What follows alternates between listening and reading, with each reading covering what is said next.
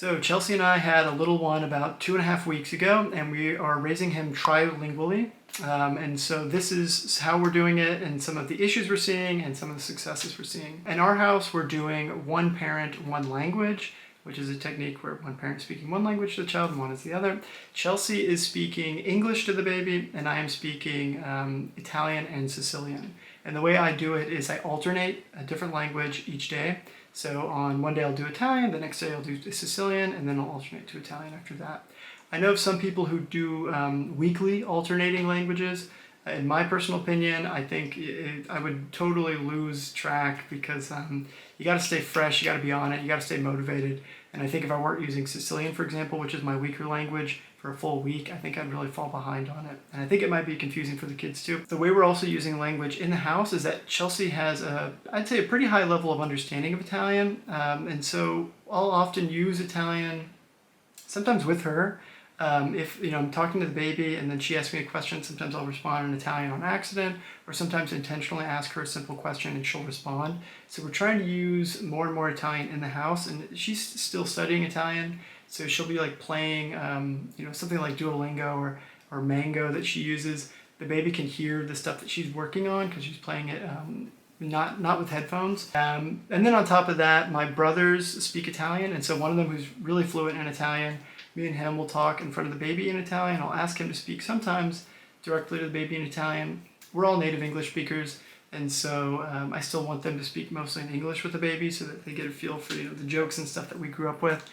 But then also my brother's dating a native Italian from northern Italy, and so when she was in town, we made a big point of speaking together in Italian in front of the baby and letting her speak directly to the baby in Italian. So he gets as much native content because I have a pretty high level of Italian. I think grammatically I speak pretty well in Italian, but my accent, well, I can still roll my eyes and sound pretty decent in Italian. I'm not a native speaker, and so I want him to be able to hear the sounds that a native speaker would actually make. Here are some of the 4 things that we're doing to really help with getting language into this little guy's brain. The first thing is reading. The first day we were in the hospital, I pulled a book out and was able to read a short story to the little guy. I try to read at least 1 story a day, if not more.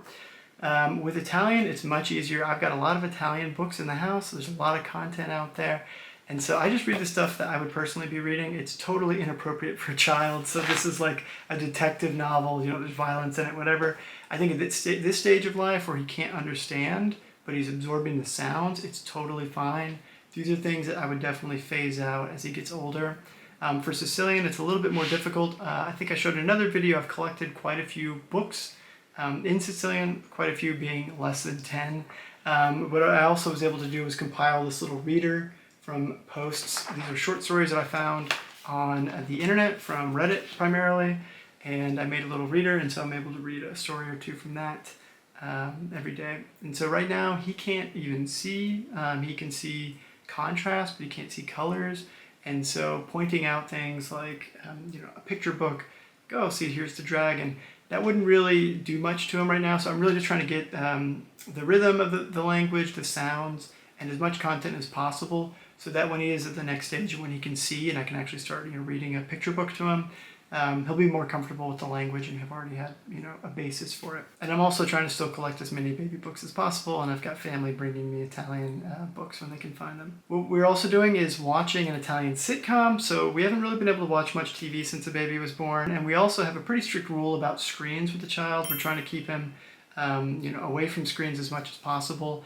And so the way we're able to utilize TV is that when he's either feeding or sleeping, sometimes we'll watch TV. And we've been watching an Italian romantic comedy show. It's called The Astrological Guide for Broken Hearts. And it's in Italian, and so we'll watch it in Italian. We actually have English subtitles on for Chelsea. And it's been just kind of another way to have native content pour over the baby. We're also using Italian music. So whenever we go for a car ride and we have to go to the pediatrician, I'll turn on Italian music that's on Spotify. Just let him kind of get washed in it. And then also using Italian lullabies. So there's a ton of them on Spotify, Italian and Sicilian lullabies. Not that many Sicilian ones, but what I'll do is I'll play them, and often I'll try to sing along with them so that I can internalize the music. And then when I don't have my phone with me, so I don't always have to just play it, I can actually sing the songs myself to him. And then the last thing, which is the most important, is narrating everything. And this means if I'm picking him up and changing his diaper, every single thing, like, okay, we're picking you up. We're going to change you, remove the diaper. We're going to wipe you down. Okay, now you're clean. Now you're dry. If we're going for a walk, okay, oh, it's a sunny day, but now we're in the shade. Can you hear the tree frogs? Can you see the green trees? Using as much vocab as possible. These are things that we wouldn't normally do in English, and so they aren't really normal in Italian either. So I often am asking people, like family and friends, odd things. Like, hey, how do you say unbuckle a car seat? And often people might try to give me a non-specific answer, but I'm really trying to hone in on what are specific vocab words for everything that we're doing. Some of this, I can admit, is above and beyond what's necessary for raising a bilingual kid, but I really want to try to gather as much vocab as possible for myself and also for him. And so that's what I've been doing. It's been difficult in Sicilian. I've been seeing some increases in my vocab in both languages because I've been asking on social media and also with my family for input. But, we keep trying, and every day is a new day. And what's really helpful is that the baby doesn't respond to anything right now. So I get to repeat everything multiple times. I say it once, I make a grammatical error, I'll repeat it, it's still not right. A third time I've got it right, and then I can repeat it 2 or 3 more times after that. So it's a little tedious, but it's fun practice for me, especially when I'm walking the baby around the block. So problems that we've seen so far, bilingual, trilingual approach. The main problems have been the holes in my vocabulary. I've seen a ton of things that I just don't know. Speaking of buckle, right? Buckle, unbuckle, button, unbutton. These are things I've never used in Italian, much less Sicilian. And so I'm learning a ton. I use an app called Reverso Context. It's also a desktop website. So I'll look things up in context to try to fill in the vocab. I'm constantly making notes on things that I don't know or just seem weird or think, am I translating directly from English into Sicilian here? Social media has been a big help, and so I've been taking notes on things, and then asking people to say, hey, how would you do this? Like, for example, we've been calling this little baby a bean. And I wanted to know, what would someone in Italy call just like, what's a cute nickname that your average Italian might call their baby? And social media has been super helpful for that. Another thing that's been difficult is feeling embarrassed to speak the language in front of extended family and friends, even my immediate family. I feel like I'm putting on an act, or I'm not being genuine by speaking either of these languages, or that people are judging my accent or trying to see like, oh, how good does he speak these languages? So that's something that's definitely all up in my head, but it's something that I'm gonna have to get over if I'm going to be able to continue speaking to this child in these languages for the next 18 or more years. In addition to that, I also see that if I don't know specific vocab, I often, especially if I'm very tired, I often won't say anything at all. So if I'm changing his diaper, like when we first started and I was like, I don't know what the word for baby wipes is, and so just like, okay, I don't want to say it in English, so I'm not going to say anything. I think that's a terrible idea. I think you should, at the very least, speak in your native language if this is something you're doing like me. But yeah, I've clammed up when I didn't know vocab. So for me, the important thing is get on top of it, learn that vocab now, so that 2 weeks from now, I'm going to feel more confident than I currently do. And then in any case, just try to say something, because even if it's bad Italian, it's still Italian content that he's absorbing. And then related to that, I have used, I'd say, a decent amount of English with the baby. I know some people who have bragged about, specifically in Louisiana, like, I've never spoken English to my kid. And I think that's great. I think for people who can get away with that, that's really cool. For me, I'm actually pretty okay with the idea of using some English with the baby because, like I said, I'm a native English speaker, so there's a lot of funny, silly stuff that I like to say. And so I want him to be able to understand that too. I want him to be able to get kind of a little bit of everything.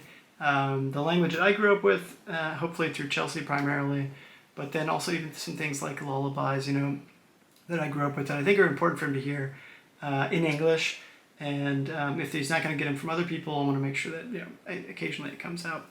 But that's not my priority, and I do have to be aware of language creep, all right? And so if you start using a little bit of English, suddenly it's okay to always use English, and then your project falls apart. And I think that's the biggest thing that happens with anyone, right? Even people who are immigrants from another country, who are native speakers, they'll move to another country, and they think that, oh, of course, I speak, this is my native language, it'll get passed down. But like we talked about in our other video, without a plan, without commitment, it's really easy for a language to not get passed down. So as far as success goes, I am getting much more confident speaking Italian and Sicilian. I know I've got a long ways to go for Sicilian. With Italian, it feels great because I'm really refining the language, learning like really weird sayings and things that feel really native, which is exciting. And then also with Italian, I've gotten to a point where I can make things sound cutesy and it feels natural, which I think is a huge breakthrough for me.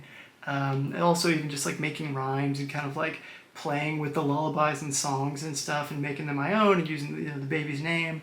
So I'm really excited about that and excited to see how much more comfortable I will feel in Sicilian in 6 months. So that's where we're at so far. If you are teaching your child another language, I would love to hear more about it in the comments.